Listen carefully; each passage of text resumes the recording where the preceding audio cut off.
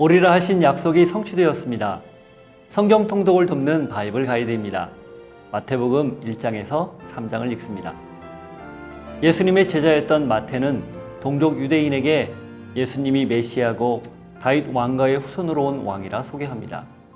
이를 위해 마태는 유대인들에게 친숙한 구약과 율법을 많이 인용합니다. 예를 들면 서두의 족보를 언급한 것, 중간중간 구약의 예언이 성취되었다고 말하는 것 등입니다. 본문에 두 번 이름이 언급되는 마태는 예수님이 그를 부르실 때 세관에 앉아있던 세리였습니다.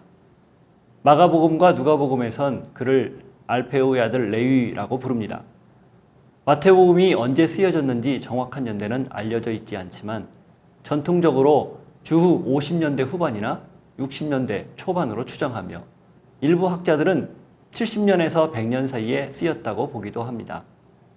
마태복음의 주제는 약속된 메시아요 왕으로 오신 예수를 통한 구원입니다. 특징은 유대적 성향이 강하고 율법의 유효성, 즉 행함을 강조하며 교회에 대한 관심이 다른 복음서에 비해 상대적으로 많다는 점을 들 수 있습니다. 내용상으로는 5개의 설교 모험이 중심이고 지역적으로는 갈릴리에서 시작해 예루살렘에서 마치는 구조입니다. 5개의 설교 모험은 산상수훈, 제자 파송 설교, 천국 비유 말씀, 제자 공동체 설교, 그리고 종말 설교입니다. 이 설교 모험을 중심으로 앞뒤로 예수님의 기적과 행적, 주요 가르침들이 배치되어 있습니다. 마태는 유대인들에게 예수님이 메시아임을 전하고자 펜을 들었습니다. 구약 율법과 전통에 익숙한 그들에게 마태는 예수는 메시아며 약속대로 다윗의 후손으로 오신 왕이다 선포합니다. 마태가 서두에 아브라함과 다윗의 자손 예수 그리스도의 계보라 족보를 언급한 이유입니다. 아브라함부터 시작해서 예수님까지 내려오는 이 족보엔 몇 가지 특징이 있습니다. 먼저 14대씩 3번에 걸쳐 예수님에 이르도록 기록했습니다. 아브라함부터 다윗까지 14대, 다윗부터 포로로 잡혀갔을 때까지 14대, 바벨론 포로기부터 예수까지 각각 14대로 짜여 있습니다. 그런데 자세히 보면 구약의 족보와 비교할 때 딱 맞아떨어지지가 않습니다. 학자들은 마태가 앞서 언급한 다윗 왕정 시대, 바벨론 포로기 등 이스라엘의 굵직한 사건을 기점으로 일부러 14대에 맞춘 것으로 봅니다. 14라는 숫자가 7, 곧 완전수의 배수여서 왕으로 오신 예수님 역시 하나님의 완전한 선비 속에 왔다는 것을 강조하려는 의도로 추측합니다. 다음으로 이 족보에는 5명의 여인이 등장합니다. 가나안 출신으로 유다의 며느리였던 다말, 여리고의 창녀였다 살몬의 아내가 된 라합, 모압 출신으로 보아스의 아내가 된 룻, 햇사람 우리아의 아내였다가 후에 다윗의 아내가 된 바세바, 그리고 예수님의 어머니 마리아. 이들 모두는 이방 출신이거나 혹은 비정상적 관계와 출산이란 공통점을 지닙니다.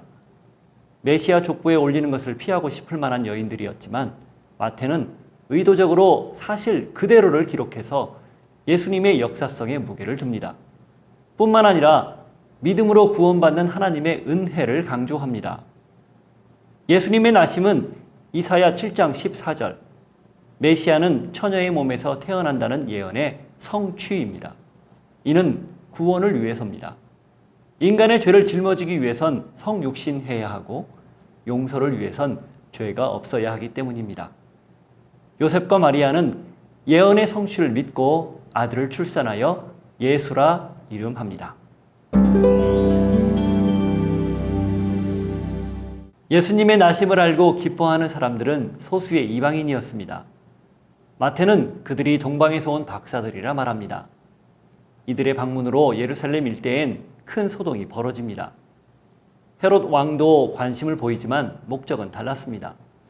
사도 요한이 전하는 것처럼 왕이 자기 땅에 오셨지만 정작 왕을 영접해야 할 백성들은 무지했던 것입니다. 박사들은 예수님의 왕권을 상징하는 예물인 황금, 유향, 몰약을 드리고 꿈에서 인도받은 대로 헤롯을 피해 고국으로 돌아갑니다. 박사들에게 속은 것을 한 헤롯은 예수님을 찾아 죽이려 했지만 요셉은 천사의 지시에 따라 이집트로 피합니다. 이 과정에서 많은 영아들이 살해당합니다. 헤롯이 죽자 요셉과 마리아는 예수님을 데리고 귀국하는데 헤롯의 아들 아켈라오를 피해 갈릴리 나사렛에 정착합니다. 마태는 일련의 보도에서 무엇 함을 이루려 하심이라 라는 표현을 사용함으로써 이 모든 것이 구약 예언의 성취라는 것을 강조합니다. 예수님보다 6개월 먼저 태어난 세례 요한은 그의 가르침과 행적 때문에 사람들에게 큰 영향을 주고 있었습니다. 그의 행색은 기이했고 가르침은 비수 같았습니다. 회개하라, 천국이 가까이 왔느니라. 세례 요한은 장차 올 하나님의 통치에 대비해 모든 사람이 회개하고 신실한 삶으로 돌아올 것을 촉구하는 예언자였습니다. 이미 많은 백성들이 그를 추종하고 있었으나 그는 자신의 본분을 잘 알았습니다. 내 뒤에 오시는 이는 나보다 능력이 많으시니 그는 성령과 불로 너희에게 세례를 베푸실 것이요. 요한은 스스로 주의 길을 예비하는 자로서의 정체성을 정확히 알았고 또 그 선을 넘지 않았습니다. 마침내 세례 요한과 예수님이 만납니다. 대화가 오갑니다. 내가 당신에게서 세례를 받아야 할 터인데 당신이 내게로 오시나이까? 요한은 정중히 예를 갖추어 메시아의 권위를 인정합니다. 이제 허락하라. 우리가 이와 같이 하여 모든 의의를 이루는 것이 합당하니라. 예수님은 성육신할 때와 마찬가지로 겸손하게 한 사람 앞에 서서 물에 완전히 잠기는 세례를 받습니다. 이를 통해 예수님은 모든 인류의 죄를 짊어지고 물에 잠겨 죽고 물에서 올라오면서 다시 사는 십자가 그림자를 보여주며 공생애를 시작합니다. 하늘에서도 이 놀라운 광경을 기뻐하며 선언합니다. 이는 내 사랑하는 아들이요 내 기뻐하는 자라.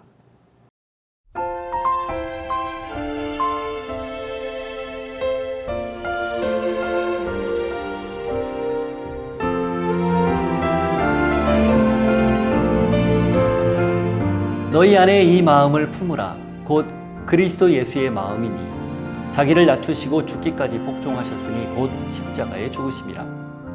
예수님은 말씀대로 왔고 말씀대로 살았습니다. 성자의 위를 버리고 성령의 도움으로 성부에게 철저히 순종했습니다.